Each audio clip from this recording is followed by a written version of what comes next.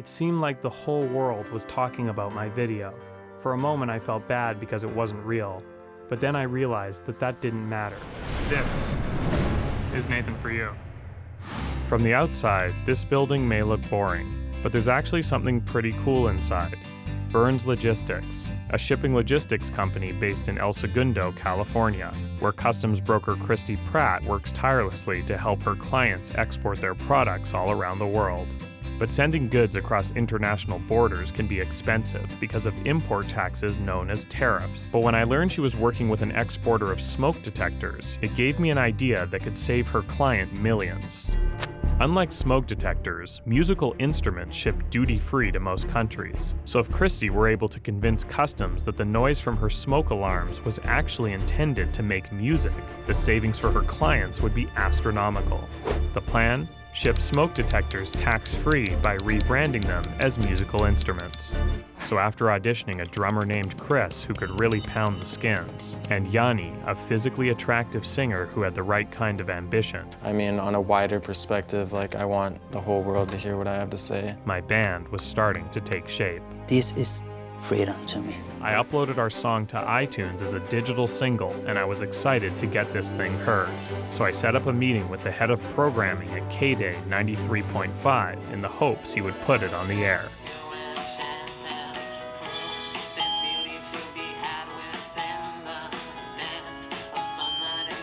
I don't think that'll make Top 40 radio. I couldn't play it. I wouldn't play it. Is there anything I could do to get, this could get like one play on air and see what the response is, or? Take the beeping sound out of it. Okay, yeah. And in that moment, I realized what I should have known from the start, that the music industry would never accept a song with a smoke detector in it. I had failed everyone, not only Christy at Burns Logistics, but also Yanni, whose beautiful song would never be heard. But in listening to it more, I was reminded of the message behind Orphan Skies. Through distancing ourselves from nature, we distance ourselves from each other. It was about saving the environment. And that's when it occurred to me that if I couldn't get this song on the radio, perhaps I could get it on the news. Not far from Los Angeles, the Shell Oil Company recently got into trouble after one of their pipelines sprung a leak. For the second time in less than a year, a spill response unit has responded to this Shell facility outside of Tracy. So if I could make it seem like Yanni's environmental anthem was callously stolen by Shell to use in a PR campaign at the spill site, there's a chance the controversy could ignite a media firestorm that would get Orphan Skies and the blue smoke detector heard by millions. With the band on board for a protest performance, we began preparations for the showdown with Shell that would hopefully bring the blues smoke detector into the spotlight. To maximize our chances of getting media attention, I had a custom stage hitched to the back of a tanker truck filled with gasoline so the band could give away free gas throughout their performance, taking business from the corporation that took from them. But the most vital part of this operation was the smoke detector, so before heading out, I had a quick word with Eddie. Really show off that baby, okay? Okay. Yeah, No worries. I want to see that smoke detector featured. Yeah, I will. Okay, show. cool. Thanks, man. Let's do it. Great. And with that, our tanker truck was on the move. Its destination was a busy Shell station in Hollywood, in the middle of rush hour traffic, and just a block away from the KTLA News headquarters. So once the tanker was in place, members of the Bonsai Predicament took the stage and began to play.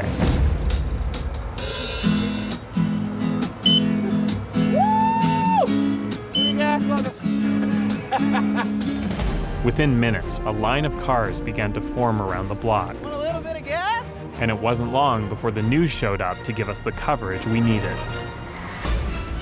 All right, the LA-based rock band, the Bonsai Predicament, protested the petroleum giant Shell today by giving away a tanker full of gasoline. The Bonsai Predicament band brought in a filled gas tanker and began dishing out free gas to customers at the Shell gas station at Sunset Boulevard and Wilton Place in protest, they say, of the company's recent oil spills and the use of their music. They stole one of our songs and they used it in a commercial, and so we're out here giving away free gas. Free fuel goes a long way, with customers thankful to not have to pay. Better get my free gas, and I will protest too. I bet you they'll get a lot of downloads today, no doubt about that. If you need to move to a different house, you might call City of Angels, an up-and-coming moving company that serves the LA area. But lately, owner David Sassoonian has been finding it hard to stay profitable with the rising cost of labor in his industry. For us, our most expensive cost is our employees, for sure. But after spending some time watching David's movers, I realized there might be a simple solution to all of his problems. You see, the average gym member in America spends over $700 a year to perform physical labor that's very similar to the work that David's employees do. So if we can make a convincing argument that moving boxes and furniture from house to house is a better workout than going to the gym, David could tap into an endless supply of labor that would actually pay him for the opportunity to move stuff. The plan? Turn the job of moving into America's next fitness craze. I didn't know much about this stuff, but it seemed like every popular workout was based around a charismatic figure who's a living example of what the workout can do. I know I'm charismatic, and since the workout was my idea anyways, I thought it would be easiest if I just did it. But after reviewing the promotional images I took, I realized I just didn't have the body to be a convincing fitness authority. So I sent my producers to a local fitness convention, and they found a professional bodybuilder who seemed interested in being a spokesperson. So I have some exciting news. Okay. One of the most popular morning news shows in the state wants you to talk about the movement live on air tomorrow morning. Oh, okay. Wow. How do you feel? I felt a rush go right by me. I mean, that is phenomenal. Just so you know, too, I gave them this book that I had ghostwritten about your life. Okay. Obviously, the author didn't know anything about you, so he kind of made some stuff up. Okay. It seems like a big part of it is how you were childhood friends with Steve Jobs. So, do you know Steve Jobs? Steve Jobs, yes. He's the Microsoft. Apple, right. Yeah. Yeah. So anyways, yeah, you might want to read it over to get a sense of what your life is like before tomorrow. Okay. In the later chapters, it actually says you spend a lot of time volunteering with jungle children. I don't know what that is, but you might want to bring it up because audiences love someone who gives back and is charitable. Okay. I'll tell them, what they want to hear. You're watching San Diego 6 News in the morning. Welcome back. We are in spring, but we're always looking ahead to summer. And if you're looking to lose a couple of pounds, we have a free way to do it with things that are already in your home, and we have proof that it works. We're going to introduce you to someone. Come in here and look at this before picture. This is Jack Garbarino before. This was Jack about 100 pounds ago. Now let's have you the grand reveal. Big reveal. This is Jack now. Hello. How great do you look now, Jack? I look great. I feel great. I feel a renewed person. I'm lean and mean, and I'm a fighting machine. The news appearance couldn't have gone better, and over the next couple weeks, Jack made appearances on morning shows throughout the region. Our next guest lost more than 100 pounds and never stepped foot in a gym. Can you lose 100 pounds just by moving boxes and furniture? One guy says it's possible. Look at this man. He lost over 100 pounds, and now he's sharing his fitness tips with all of us. Jack, Glad to be here. your story of inspiration. Yes, that was me. I mean, you could see that I was a fat tub of lard, and you can say it, I can't. And you also came across Steve Jobs. Yes. How did you meet him? Well, I grew up with him as a child. No kidding. He was my best friend as a child. Were you able to keep that friendship with Steve Jobs so he could see what you were motivated to actually become? He never saw me really at this fit. We kept in touch, but that's it. Simple as this. I do charity work, with jungle children. Jungle child is what? Yeah, jungle child are children that live in the jungle. A while ago, I was working with a jungle child. His name was Dendy. He was a great inspiration for me. And unfortunately, tragically, he died when baboons kidnapped and ate him. It was actually one of the worst days of my life. Where is this? Jack turned out to be an extremely compelling spokesman, and he was really hitting our message home. In my opinion, gym stands for giving your money away. Never been to a gym in my life. Never stepped a foot in the gym in my entire life. I got this body by simply just moving boxes and furniture. If I could do it, Anybody else can do it. Fantastic. Sign up, and you can see what we're doing to help people around the country. Good work. You look amazing. Thank you very much. Terry Fox has been running this petting zoo in Oak Glen, California for years. Can I touch the fat pig? Yes, you may. Absolutely. But with several other petting zoos located closer to the major city of Los Angeles, Terry needs to give people a good reason to visit hers. And that's where I come in. My mission was to make Oak Glen Petting Zoo a destination. What they needed was a star animal. The plan? To create a hero pig by staging a viral video in which he rescues a baby goat from drowning. Oh, okay. So I think if you had a video like that, people would come from places as foreign as Japan, and even more foreign like China, just to see your hero pig. That would be great. The first step was picking our animals. Vince would be our hero pig, and Gangster the goat would be our victim. The zoo had a large trout pond, so this would be the setting for our rescue. But when I brought Vince near the water, I realized he was an incredible coward. Okay. So we hired some animal handlers to bring in a professional movie pig that looked identical to Vince. The question now was, how do we get a pig to rescue a goat on camera? Answer, you can't. So I decided to have 2 scuba divers secretly submerged beneath the animals, guiding the pig towards the goat to make it look like a real rescue. During the first couple attempts, the pig kept slipping out of the divers' hands. So we decided to build an underwater track out of PVC to guide the pig, like a bowling ball going down a bumper lane. This worked a lot better, and I was hopeful it would fool the internet audience into believing this video was real.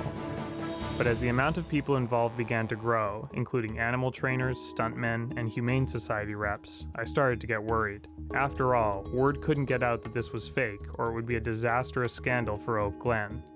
So I asked everyone on set to sign non-disclosure agreements stating that they swore not to tell anyone the rescue was fake, or else they would face the death penalty. Even though my lawyer said the death penalty clause was not enforceable, I still wanted to leave it in there so people knew how serious I was. And after several failed attempts, we finally got the rescue on tape.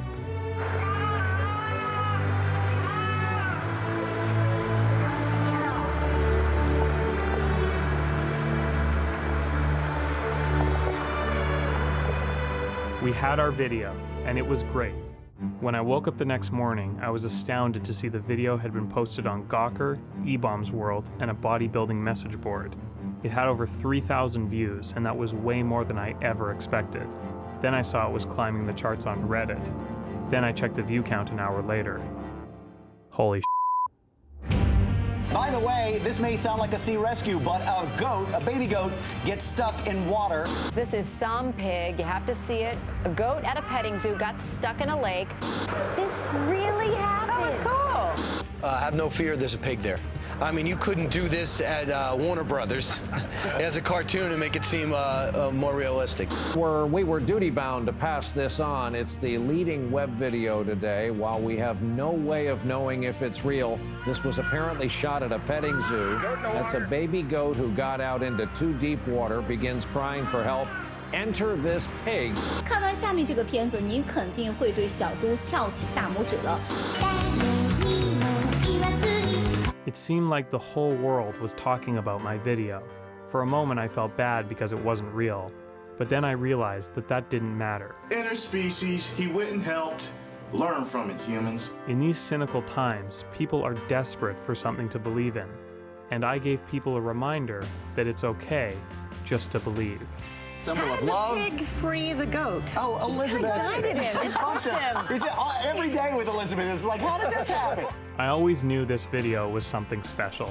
In a world where one company has practically perfected the coffee experience, going against the grain has caused Elias's shop to be empty.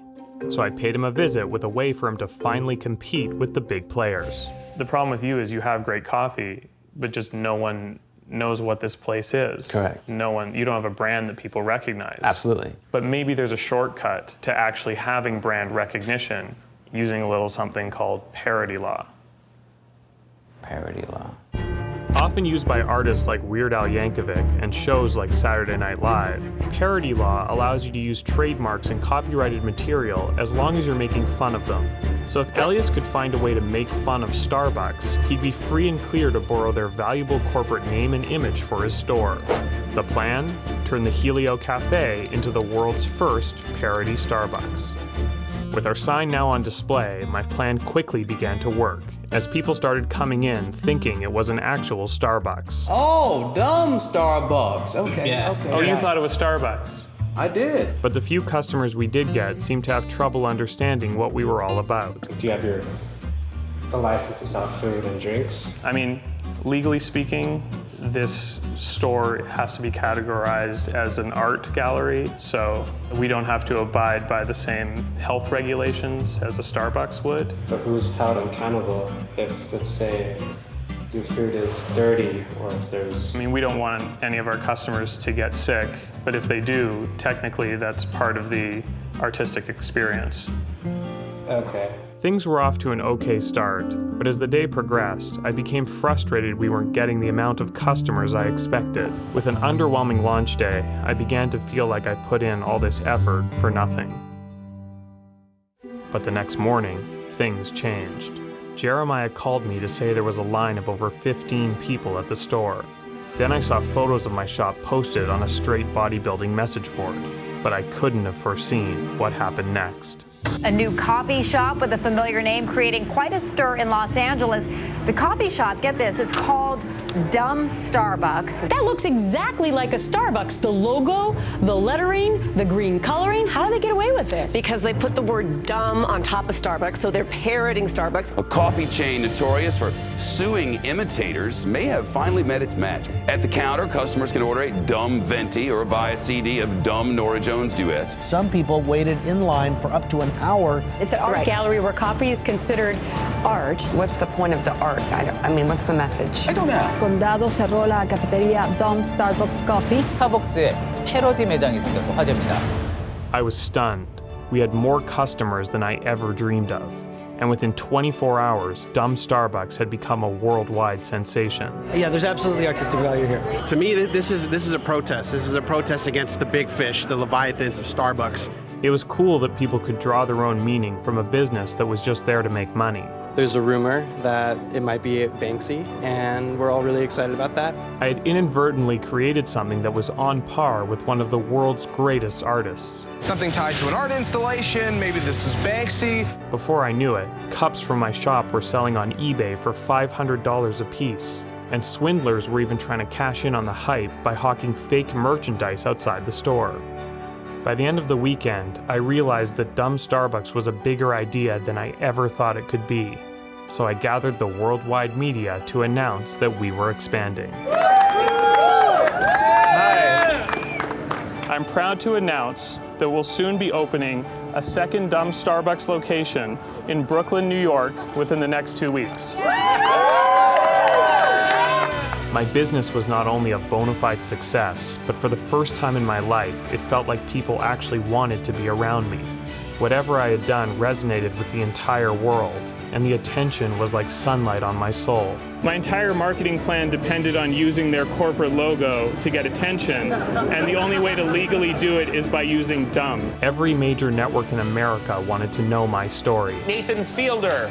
I was invincible, and I have to admit, the view from the top was pretty nice.